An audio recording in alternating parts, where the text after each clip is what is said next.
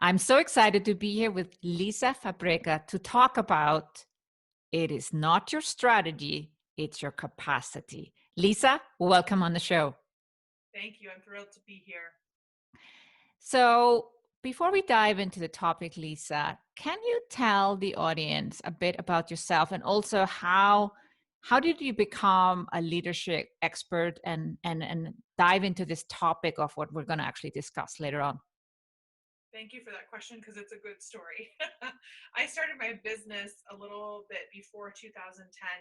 And when I started, I was a health coach actually. And quickly I realized that I wasn't talking to my clients about their food. I was talking about all the other things that were causing the food habits for them. Mm. And little by little, I started to notice that more entrepreneurs and business owners were coming to work with me because of the inner work that I was doing with them.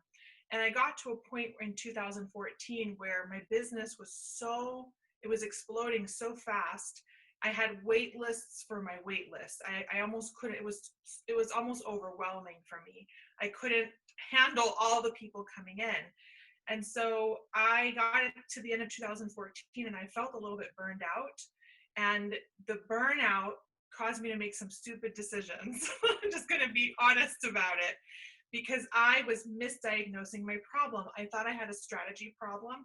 I thought it was a business model problem. And it's what a lot of the experts were telling me was the problem. And so I listened to a lot of those experts, which were very well meaning. And I think that would have worked great for somebody else. But come 2015, I decided to change my business model, make it more of a one-to-many, when before I had always been sort of a high-end, a small group, like super privileged, like you can only get in if you apply kind of business. And anyway, long story short, 2015, I ended up implementing a $97 program with a funnel and thinking that was going to solve my problems that I was having with the overwhelm. And we ended up going $100,000 into business debt trying to do that. And it was one of the most stressful years of my life. I did not understand why that was happening.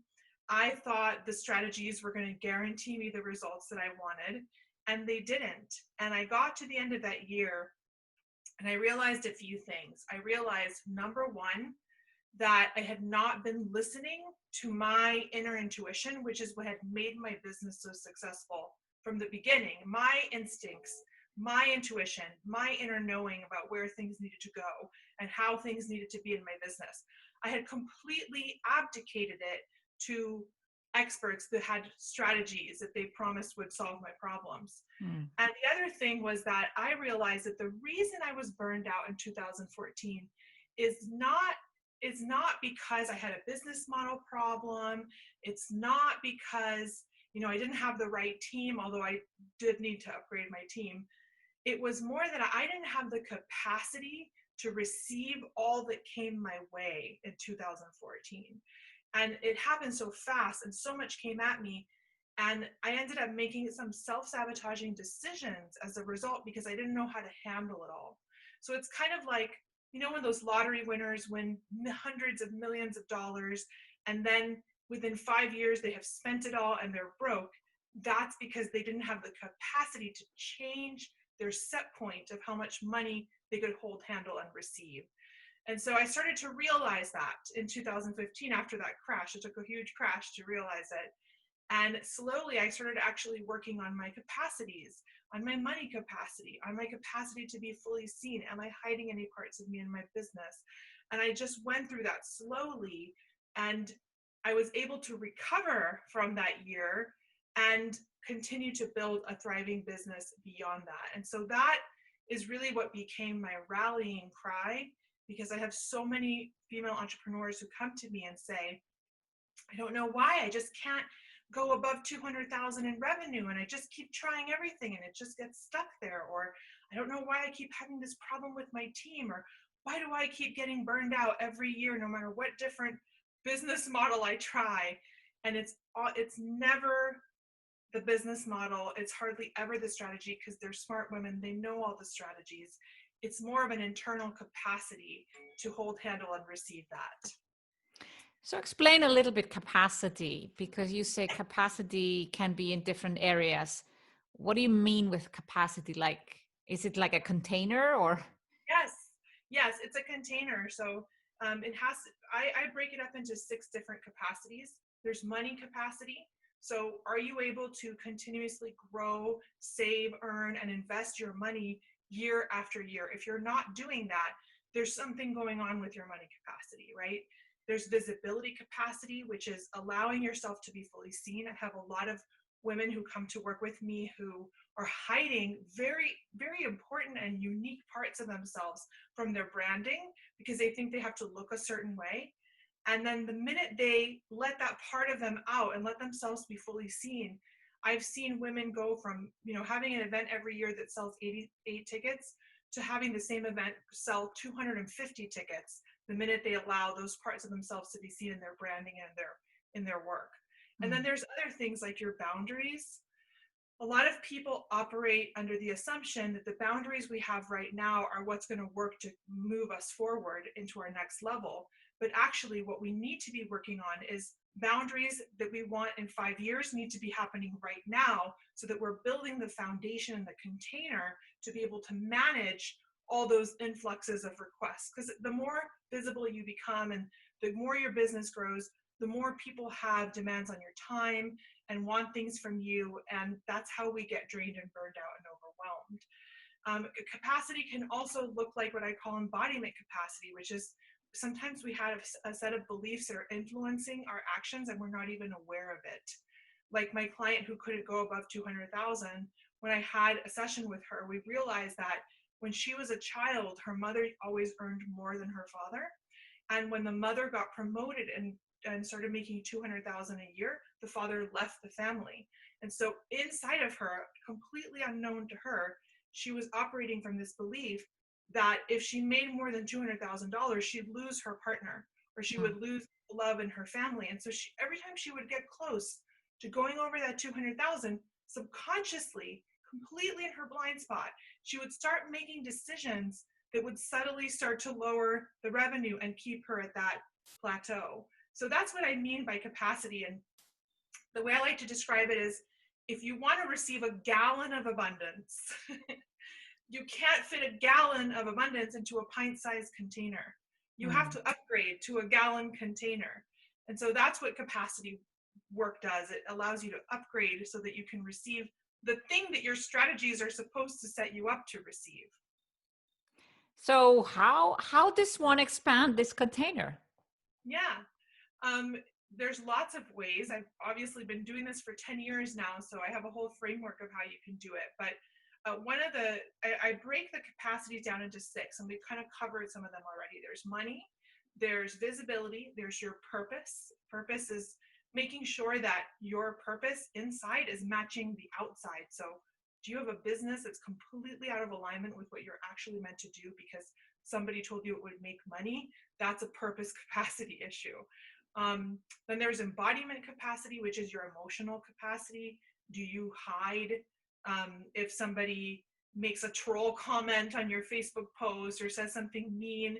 Does that make you want to hold back and you lose momentum in your business because it makes you shut down? Do you have the right structures? That's a really huge one, structural capacity. A lot of people are building businesses on what I call cardboard foundation. They don't have the right teams in their businesses and in their lives to really support where they're going. They might have a team that supported where they got to now, but they don't have the team they need to move forward. And I don't just mean business wise, I mean little things like in your home. Are people helping you out in your home? You might need to hire a house cleaner. You might need to hire someone to help you watch your kids. So structural capacity is really big. And then there's boundary capacity. And the reason I mention all these capacities is I have a series of exercises I walk my clients through where they assess where they are in each one of those capacities. And when we start to focus on each of those areas and go, I'm not doing well in that area. I need to grow this area. Yep, that's actually the problem over here. It wasn't my money capacity. It was actually my structural capacity. It was the structures I have are blocking me from making money in my business. And so that's how we start. We start assessing where we are and where the real problem is. And then underneath each capacity, there are things we can do to unlock more capacity in each area, which would take me an hour to explain. But the first step is getting very honest with yourself about where you're struggling in those 6 areas, because 99% of solving the problem is diagnosing it correctly. Mm. So if there would be just like one tip to understand each area a little bit better, could you take us to get to that point where we kind of understand, oh, I think it's this area that is my problem? Absolutely. I love this question. So money wise, let's talk money, right? Huge topic for everybody. Money capacity. Like I mentioned before, if you are noticing that you are not continuously able to grow your investments, to grow your earning, to grow your revenue in your company year after year, and you're hitting plateaus, or weird things happen with money where like maybe you hire somebody that cost too much money and they ended up draining your resources when you could have hired better. All of those things, if you're having any issues in that area, or you're noticing that you're not able to continuously grow and that you're plateauing, that's a little red flag. There's a money capacity issue happening. And then there's visibility capacity, which is what we mentioned before. Be honest with yourself. Are there parts of you that you're hiding from your work because you're afraid of how people will react? Do you think people will unsubscribe and hate you and not want to follow you anymore if you let those parts of you out? That's a big part of attracting aligned clients is, if you're a person who likes to say cuss words when you talk, but you never do it in your branding, and then a client comes in and is offended because you cussed in a session with them, then there's a visibility capacity issue going on there. Mm. And then, so I would ask you, are there parts of you that you're hiding? Be honest with yourself, because those parts you're hiding are often the ones that make you the most money in your business. And then you're holding that back. For purpose, I would say, be honest with yourself. Do you really feel that what you are meant to do on this earth with your work is fully reflected in the work you're doing? A great story I have is I had a client who had a 1 million follower business, which this was about 5 years ago, and that was a huge deal back then. And it was a very successful business. She was on every podcast, all the stages talking about it. And she wasn't in alignment with it anymore. She wanted to start her own brand and leave the partnership. And that was a purpose capacity issue. And she was holding back for years, staying in a partnership she didn't feel aligned in. And it was starting to affect her earning. It was starting to affect her satisfaction with her work, and so on and so forth. So does your inside match your outside?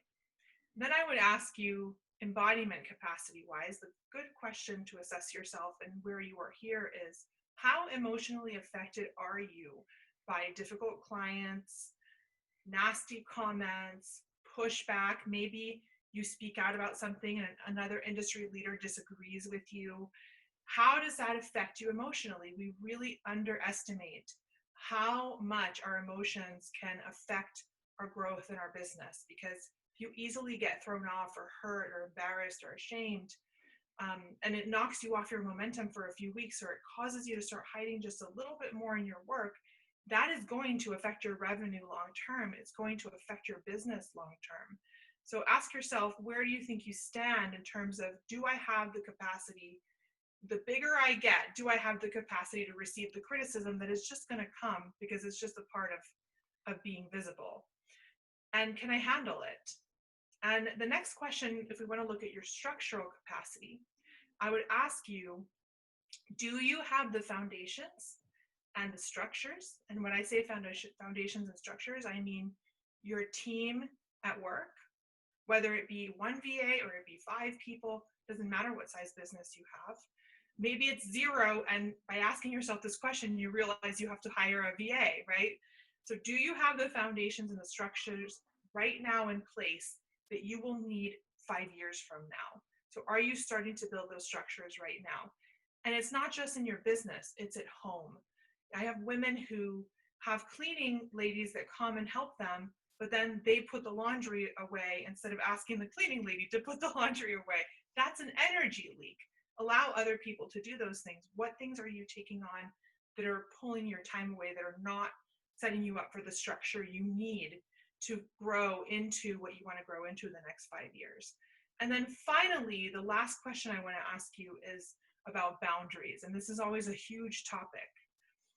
It's not about whether the boundaries you have right now are working for you, because you might feel like the boundaries I have right now are working fine. But if you think of yourself in 5 years from now and the woman you're going to be with those sets of boundaries, do you have those boundaries right now? Because if you want to become that woman 5 years from now and you want to start becoming her now, you've got to have the boundaries she has now, not the ones that made you the woman you are now. So that's one thing people don't ask themselves, is they don't ask themselves, well, what are the boundaries I need for the future and how can I start setting them up right now? So the question for you is, do you really have the boundaries you know you're going to need to go where you want to go? So that's where I would start with. Ask Yeah. yourself, how am I doing in each one of these areas? And that will show you, oh gosh, I really need to work on my visibility capacity. Or no, I thought the problem was my business model, but the problem is actually my emotional capacity, and so on and so forth.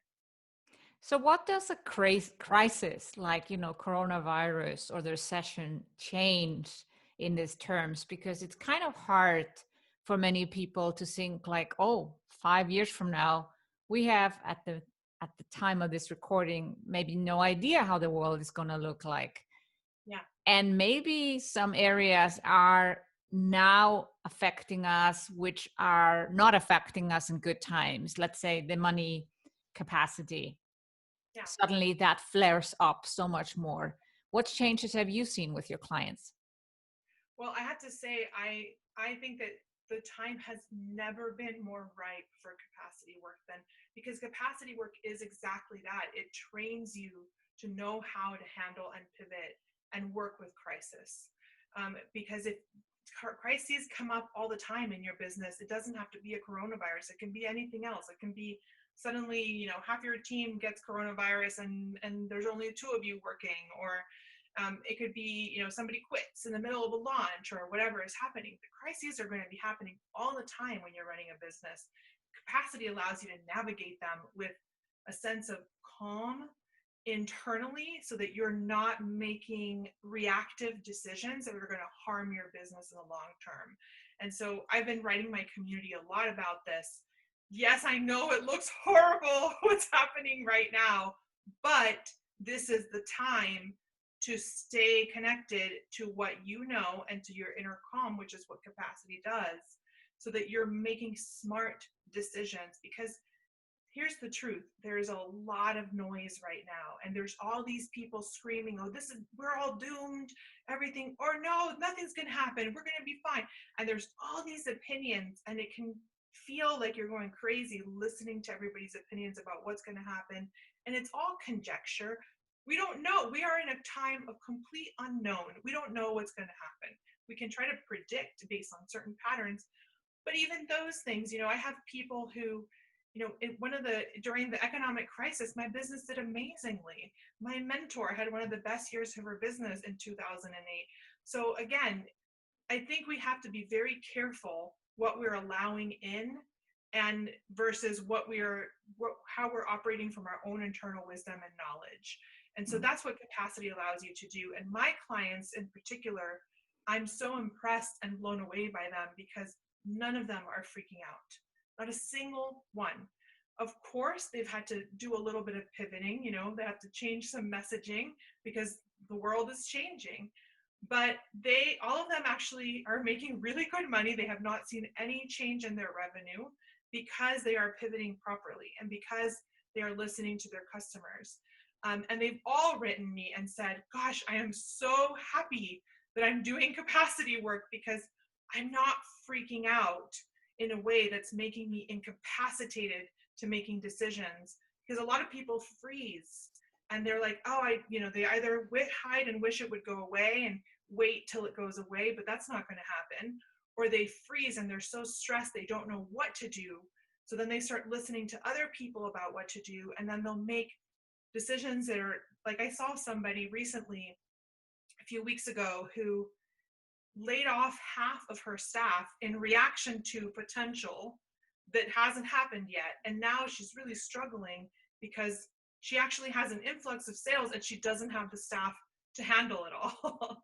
And so that's what capacity allows for you to do. It's to navigate crises in a calm way that doesn't disrupt you making smart aligned decisions for yourself. Regardless of what the markets are doing, regardless of what other people are saying, you know what's best for you. And that's what capacity does. Mm. Is there one capacity you see most often with women? Honestly, I see them all equally, but I will say that our most popular, because we do virtual retreats on some of the capacities, and our most popular one is visibility capacity. It's huge because I'm just shocked at how many people are hiding parts of themselves from their business, or are, saying no to publicity, for example, because they're afraid of what people are going to think of them, or they are launching programs that aren't really what they want to be launching, but it's what they think their audience wants, and then it's not doing well. Or they know it's time to get seen, instead of by thousands of people, by hundreds of thousands of people, and there's something resisting in them. That's all visibility capacity, and that tends to be huge for people. I mean, those retreats sell out like this every time we open them. I feel this is something that women struggle with more, though. I also hear it from my clients or just in my community. I haven't gone online yet because I'm afraid, what if I also, do a Facebook Live and somebody says something horrible? And so there's all this like, but what are we really afraid of? And why do women struggle with this more? Do you know? Oh yeah, I think I know. Well, we have to think about this from a primal level. We have grown up in a world that has not been friendly to women or kind to women for centuries. And so we have it in our DNA, I believe, in our DNA, this sense of needing to survive. And I think it feels much more dangerous to a woman to really be herself, instead of trying to fit into what a societal ideal would have her be, or instead of trying to be nice and calm and sweet and not imposing. That feels dangerous to go against that, because women are harmed in the world for not fitting into those archetypes. But at the same time, we are in a time where women can shine a lot more than they used to hundreds of years ago. And it's like there's a part of us that forgets that we are safer than we think we are. Mm. And I think that also comes along with community. That's why I think communities are so important for women, because when we have a community of women or other people who actually support us and are like, it's safe to be who you want to be, it's safe to be seen, we support you, you're doing a great thing, it really helps to mitigate some of those primal fears of our own safety, of not being able to be ourselves for fear of our lives being affected. But that's, to me, like an old primitive fear that's part of like our reptilian brain for women, that is kind of driving the show, and we don't even realize it sometimes. And it's hard, when you see someone like Gary Vaynerchuk and you think to yourself, where's the female version of that? Yes. Yes. Well, there are lots of female versions of that, but they don't get the publicity and the press that Gary does, because they're women, right? Yes. But I think it's changing, and that's why, for me, if you're listening to this, that's why your voice is needed, your authentic voice is needed, because we need to see the female Gary Vaynerchuk's much more visible. No offense to Gary, but like, let's see some women Yeah. doing that as well. And that's why you need to speak up. And yes, it's going to feel scary, but we're doing it not just for ourselves. I really believe with women in particular, I say this to every woman who signs up to work with me. Thank you for doing this, because you're not just doing it for yourself, you're doing it for all women. And the more women's voices are out there speaking up authentically as themselves, not trying to fit into some sort of ideal, the more variety society gets to see in women and gets to see that women are multifaceted and have all of these gifts and talents. So visibility is so important. Yeah, I truly believe that each one of us is a role model. And by stepping up and speaking up, we are not doing it just for us, we're doing it for all other women, and especially generations to come. And what feels scary today is going to be less scary tomorrow because somebody did it. Yes, exactly. And the first time you do anything, it always feels the scariest. And that's building capacity, right? The first time you do it, so scary, right? The second time you do it, still scary, but a little less. And then before you know it, when I started my business, when I would get a negative comment, it would just slay me for weeks and weeks. And now I do not even have a single hair that comes out of place when somebody says something nasty to me, because I've built my capacity over the years and I have confidence in what I do. And I have mentors that I trust that will tell me when I'm full of it, you know? And so I don't really care what somebody else is going to say about what I do, but that's just because I've built my capacity to be able to handle that. Yeah.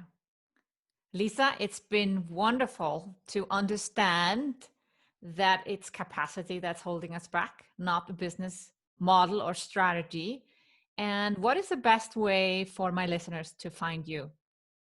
Well, I'm Lisa Fabrega across all platforms. So you can find me on Instagram and Facebook, Lisa Fabrega. I'm on Twitter too, although I use Instagram and Facebook more. Yeah. And you can find my website, lisafabrega.com. And I have a wonderful set of videos on there that walk you through all the capacities and ask you some really good questions you want to ask yourself as well when you sign up for my newsletter. Fabulous. We'll link that all up in the show note. Lisa, thank you for coming on the show. Thank you for having me.